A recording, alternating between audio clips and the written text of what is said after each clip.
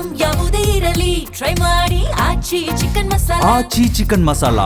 ಬೈಲಹೊಂಗಲದ ಚಿಕ್ಕಬಾಗೇವಾಡಿಯಲ್ಲಿ ಮೀನುಗಳು ಸಾವನ್ನಪ್ಪಿವೆ. ಕೆರೆಯ ನೀರು ಬತ್ತಿದ್ದರಿಂದ ಸಂಭವಿಸಿ ಈ ಮೀನುಗಳು ಸಾವನ್ನಪ್ಪಿರುವುದು. ಕೆರೆಯಲ್ಲಿ ನೀರಿಲ್ಲದೆ ಪ್ರಾಣ ಬಿಟ್ಟಿದೆ 50,000 ಮೀನುಗಳು. ಮೀನು ಸಾಕಾಣಿಕೆದಾರ ಶಂಕರಗೌಡ ಪಾಟೀಲ್ಗೆ ಇದು ಒಂದು ರೀತಿಯ ಆಘಾತ. ಲಕ್ಷಾಂತರ ರೂಪಾಯಿ ಬಂಡವಾಳವನ್ನು ಹಾಕಿದ್ದಂಥ ಮಾಲೀಕ ಇದೀಗ ಕಂಗಾಲಾಗಿ ಹೋಗಿದ್ದಾರೆ. ಮೀನುಗಳ ಸಾವಿಗೆ ಸರ್ಕಾರ ಪರಿಹಾರವನ್ನ ನೀಡಬೇಕು ಅಂತ ಹೇಳಿ ರೈತರು ಆಗ್ರಹಿಸ್ತಾ ಇದ್ದಾರೆ. ಬೆಳಗಾವಿಯಲ್ಲಿ ನೀರು ಬತ್ತಿರುವಂತಹ ಹಿನ್ನೆಲೆಯಲ್ಲಿ ರಣ ಬಿಸಿಲಿಗೆ ಮೀನುಗಳು ಸಾವನ್ನಪ್ಪಿರುವಂಥದ್ದು. ಬೆಳಗಾವಿ ಜಿಲ್ಲೆ ಬೈಲಹೊಂಗಲ ತಾಲೂಕಿನ ಚಿಕ್ಕಬಾಗೇವಾಡಿ ಗ್ರಾಮದ ಕೆರೆಯಲ್ಲಿ ನಡೆದಿರುವ ಘಟನೆ ಇದು.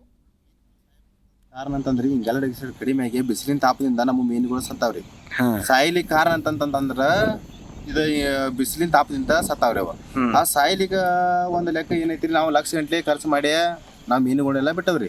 ಇದಕ್ಕೆ ಏನಾರ ಅಕಸ್ಮಾತ್ ಆಗಿ ನಮ್ಮ ಮೀನುಗಾರಿಕೆ ಇಲಾಖೆ ಆಗಲ್ರಿ ನಮ್ಮ ಬೆಳಗಾವಿ ನಿಂತರ, ಆಮೇಲೆ ಮತ್ತೆ ನಮ್ಮ ಪಂಚಾಯತಿ PDO ಏನಾರ ಅಕಸ್ಮಾತ್ ಆಗಿ ಏನಾರ ಪರಿಹಾರಧನ ಒಂದು ನೀಡಿಸ್ಕೊಡ್ಬೇಕಟ್ಟಾರಿ.